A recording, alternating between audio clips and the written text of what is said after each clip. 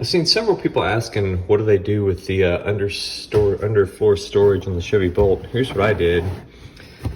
I just cut a piece of plywood. It's a fairly good fit.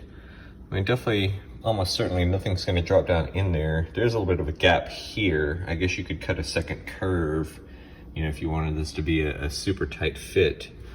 But this has been fine because the carpet covers it, so nothing's gonna drop down in there through that little hole.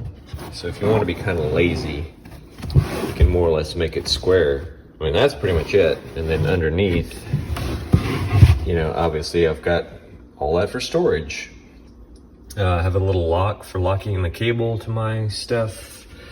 That's a tire pressure inflator, a Tesla adapter, L630 adapter for my other EVSE. And then there's a Nissan EVSE in there because I have one extra and it's better. I'm not sure what's in there, honestly.